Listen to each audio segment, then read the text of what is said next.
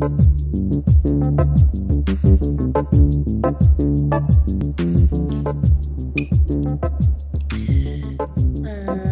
bonjour, je vais vous présenter l'HSP côté EOS parce qu'elle est un peu différente de celle des marchés publics comme ceux qui peuvent déjà utiliser EOS. Donc déjà, je vais vous rappeler ce que c'est EOS. Donc EOS, c'est un outil pour le suivi d'exécution des nouveaux marchés et des dossiers. J'ai mis dossier parce que l'HSP n'est pas un marché public, mais c'est un dossier. EOS, c'est une base d'administration des sessions permettant la publication de l'offre. Et c'est aussi une base de données commune à la région et aux organismes de formation. Je vais vous montrer le système informatique d'EOS depuis le départ. Donc, l'organisme de formation répond à la commande de la région via le logiciel Proform.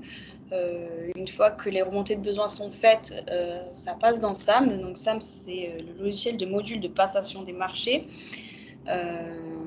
Une fois que les marchés sont instruits et que l'organisme de formation a reçu la notification comme quoi sa commande en fait était retenue, les marchés se déploient dans EOS. Ensuite, une fois que les sessions sont validées, transmises, validées par la région, etc., les sessions partent dans un flux vers Cap Métier. Et une fois que c'est dans Cap Métier, du coup, les sessions sont prescriptibles. Donc voilà comment se présente EOS. Donc on va chercher d'abord en premier son dossier. Donc pour aller chercher son dossier, donc il faut aller dans Suivi des dossiers, Gérer mes dossiers. Vous allez arriver dans cet onglet-là, qui est en bas. Et donc là où vous avez la possibilité de choisir votre programme ainsi que le lot qui vous concerne. Vous lancez la recherche et la recherche va s'afficher comme ça. Pour consulter son dossier sur EOS. Pour consulter quoi que ce soit d'ailleurs sur EOS, pas que son dossier, mais tout ce qui peut être consultable, c'est la petite loupe.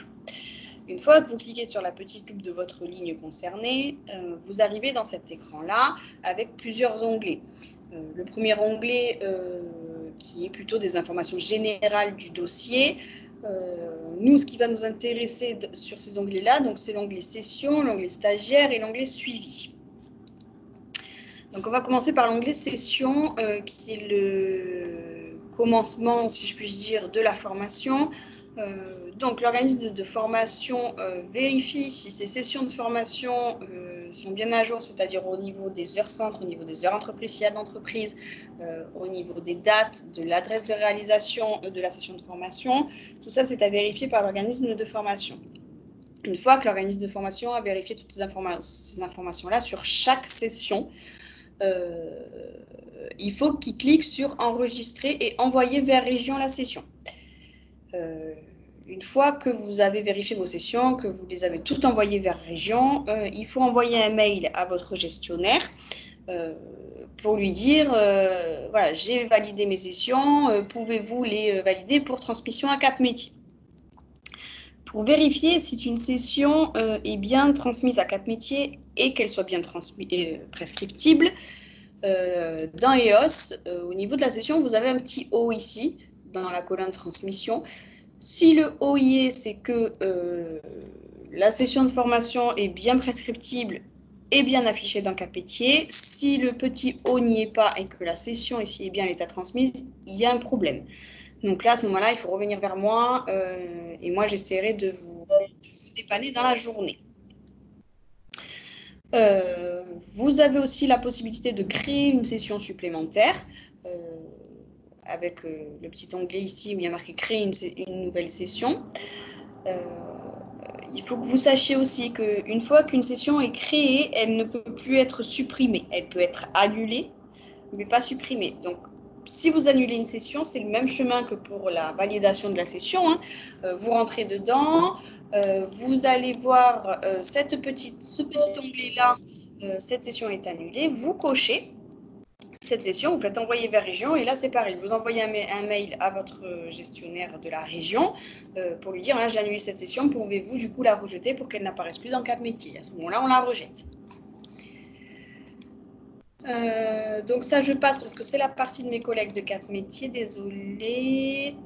Donc, une fois que le stagiaire est prescrit, que l'organisme de formation lui a fait ses premiers tests de positionnement et qu'il a été retenu pour la session de formation.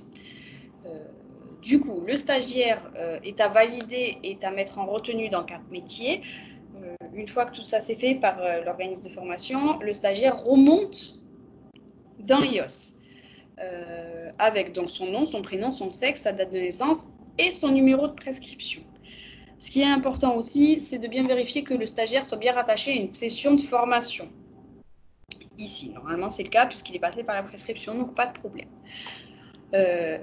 L'organisme de formation a plusieurs champs à remplir dans la fiche stagiaire avant de saisir ses heures. Donc, ce qu'il faut qu'il remplisse. Donc, vous avez vu là, vous avez 5 sous-onglets, on va dire. Hein. Donc, on va aller les détailler onglet par onglet. Donc, dans le premier onglet, c'est la fiche stagiaire. Donc, certains éléments sont déjà pré-remplis via la prescription. Vous, en tant qu'organisme de formation, ce que vous avez à remplir, c'est le nombre d'heures centre prévisionnel en parcours complet et le nombre d'heures entreprise prévisionnelle en parcours complet.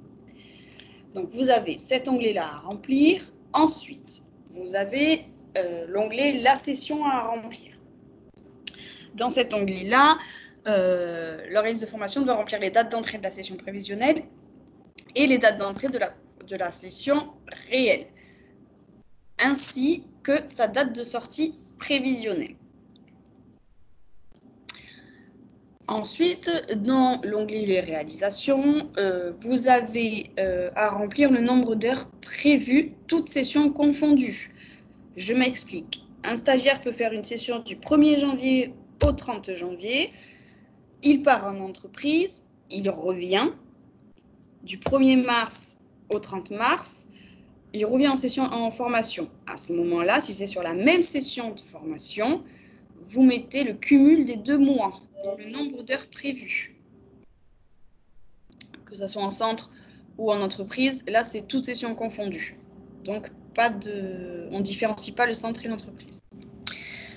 Donc, moi, je vais vous parler des heures à saisir dans le logiciel EOS pour l'HSP Socle, qui est un peu différent de l'HSP premier niveau de qualif et du PRF pour ceux qui connaissent. Donc, on a rajouté des prestations, donc prestations formateurs, prestations restauration et accompagnement, heures stagiaires et heures formateurs. Donc, pour les heures centre, rien ne change, c'est le nombre d'heures que les stagiaires ont réalisé en centre, par contre, hors accompagnement. Pour les heures formateurs, du coup, c'est le nombre d'heures que réalise le formateur en face-à-face pédagogique avec les stagiaires et hors accompagnement aussi. Cette prestation correspond à la consommation des demi-journées. Concernant donc les heures entreprises, c'est pareil que sur l'HSP premier niveau de qualif et le PRF, c'est des heures que les stagiaires ont réalisées en entreprise. Pour l'accompagnement des heures stagiaires, donc c'est le nombre d'heures stagiaires réalisées relatif à un accompagnement périphérique à la formation. Donc là, vraiment, tout ce qui ne rentre pas dans les heures centres pour les stagiaires et ni dans les heures entreprises aussi. C'est ici qu'il faut donc les remplir. Pour l'accompagnement des formateurs, c'est pareil, c'est le nombre d'heures formateurs ou autres professionnels de l'organisme relatifs à un accompagnement périphérique à la formation. Pour ce faire, vous rentrez sur la petite loupe de chaque prestation, vous mettez dans la colonne réalisation les heures réalisées, vous faites enregistrer et vous validez et vous passez au mois suivant. Vous avez la possibilité de choisir par session de formation, c'est peut-être plus simple quand il y a plusieurs sessions de formation. Vous vérifiez bien le mois sur lequel vous êtes positionné ici. Et du coup, tous vos stagiaires apparaissent du coup, dans cet onglet, si bien sûr vous leur avez mis une date de début dans la fiche stagiaire. S'il n'y a pas de date de début dans la fiche stagiaire, votre stagiaire n'apparaîtra jamais dans l'onglet suivi ici. Donc, ça reprend quelques informations, notamment le nom, le prénom et la session à laquelle le stagiaire est rattaché. Vous, ce que vous devez faire, c'est dans cette colonne réalisation pour le mois de février, saisir toutes les heures que les stagiaires ont fait pour le mois de février.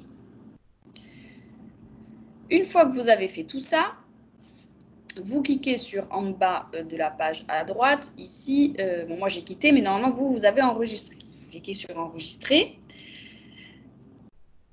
Et il faut, du coup, une fois que vous avez enregistré vos heures, il faut donc les valider, vos heures.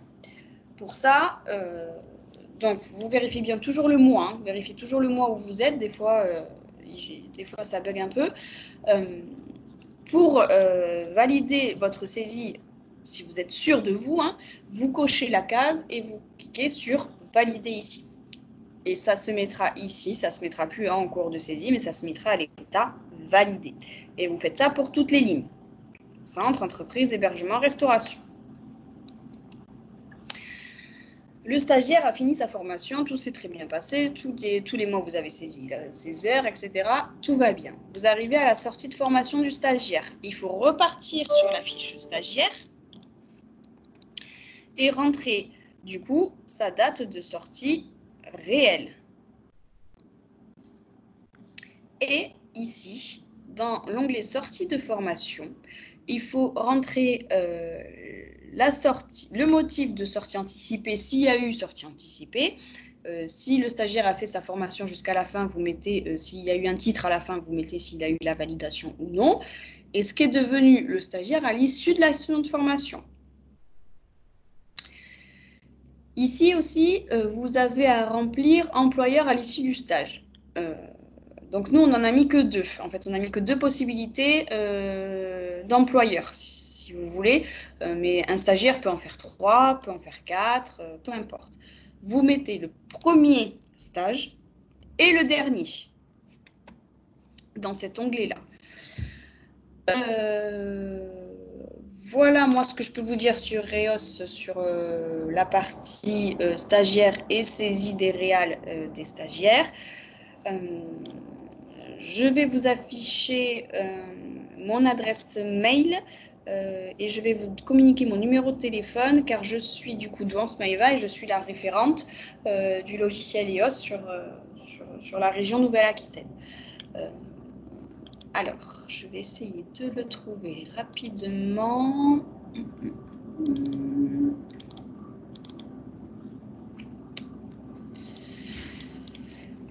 Voilà, donc là vous avez mon adresse mail et donc mon téléphone c'est le 05 2 x 57 83 92.